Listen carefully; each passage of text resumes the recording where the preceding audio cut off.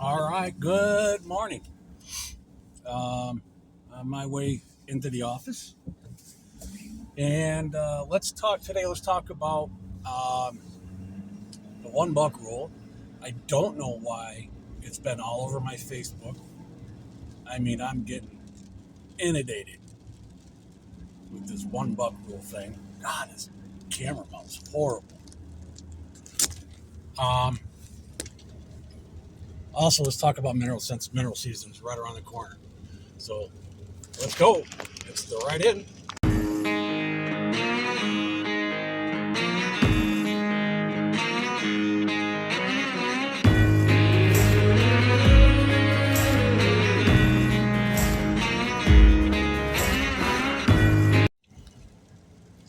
Okay, so the $1 rule here in Michigan, I'm all for it. And a lot of people will say, well, only 5 or 6% of hunters take $2. Yeah, you're right. Absolutely right. But if you have $3 that are on your hit list and you're out there one day and number 2 or 3 comes by and you was a $1 rule, yeah, you'd hesitate. That's the point. That is the point that everybody's getting at. Yeah, if we had $2, you're slamming that. You're slamming number 2 or number 3. Absolutely, I'd do the same thing, 100%. But when it comes down to it, if $1 rule is in place, you would hesitate, or you just wouldn't pull the trigger on either of those bucks. So they get to live. What I would like to know is, how do you approach that? If you have 2, 3, or $4 on your hit list, number 2, 3, or 4 comes by, are you pasting it? Most of you are going to say, yeah, because I got another buck tag in my pocket. Um, a lot of this are guys that actually going out of state to Ohio, Indiana, Illinois, Kansas, wherever. I hear them all say, yeah, I do my killing here in Michigan, but I go somewhere, I go out of state and kill big bucks. You're the problem. You are 100% the problem. Uh, to the guys that go out and they shoot a little dicks, year and a half old, 6 or 8 point, they shoot that, and they wonder why we got no big bucks in Michigan. You're the problem. 100% the problem. How do you handle it? If you go out of state, how do you hunt here in Michigan? I guarantee you guys are shooting the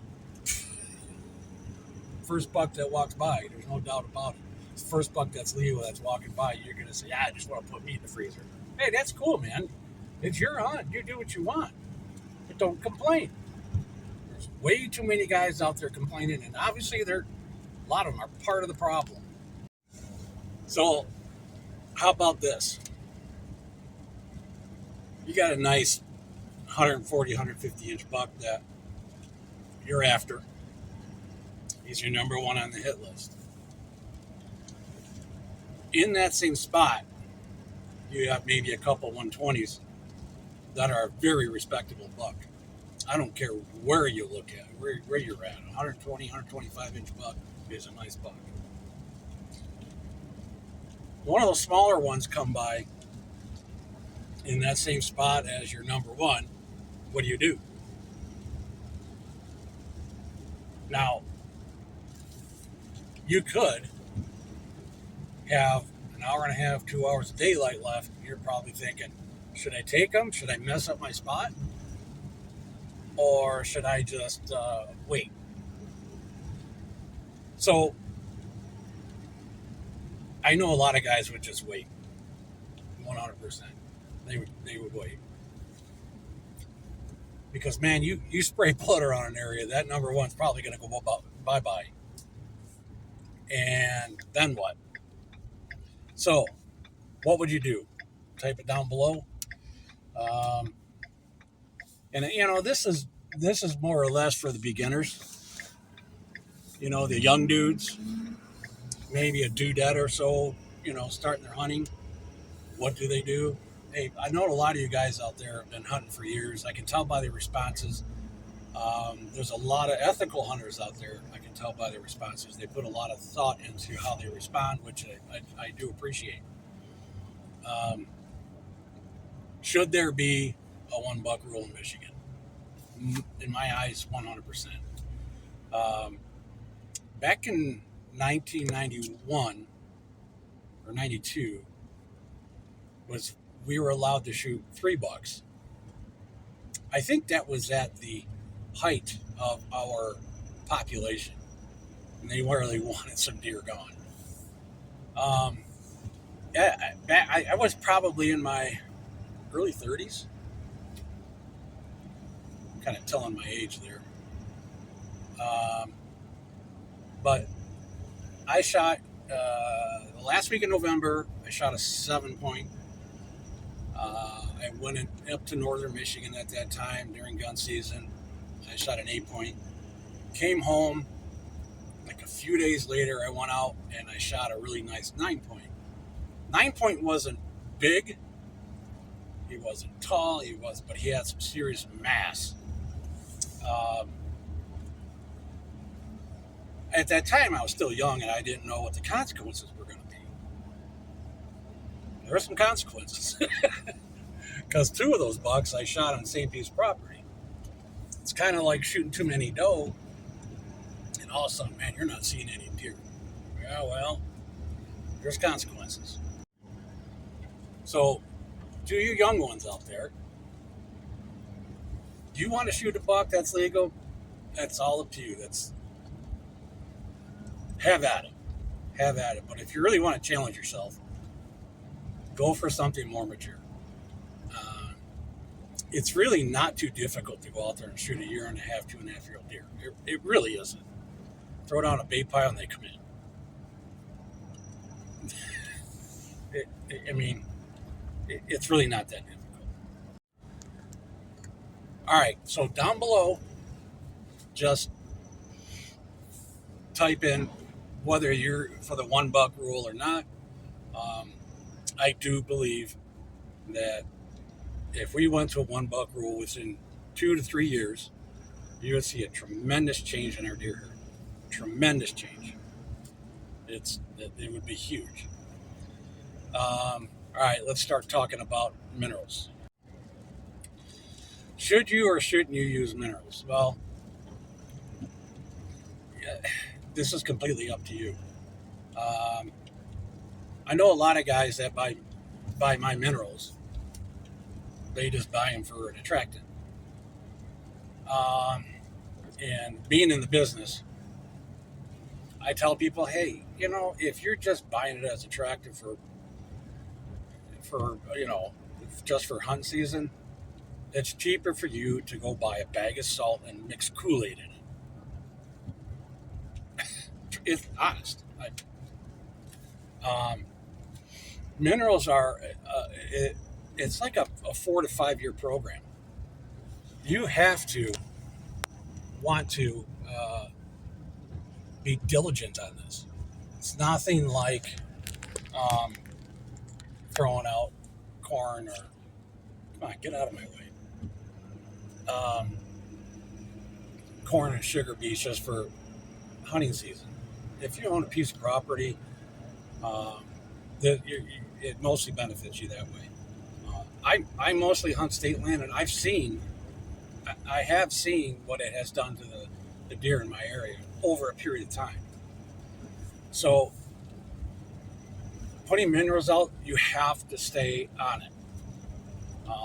It's not something you just throw out and got a 150-inch deer walk. It don't work that way.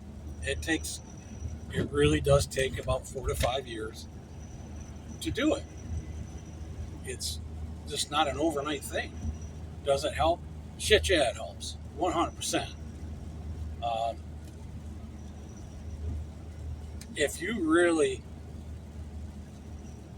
really, really want to, create a healthy herd, minerals are the way to do it. I've talked to 3 COs, conservation officers here in Michigan. I am not going to name names. When our baiting ban took place, I did ask them, what about minerals? And they just kind of shrugged their shoulders and said, hey, minerals are good for deer.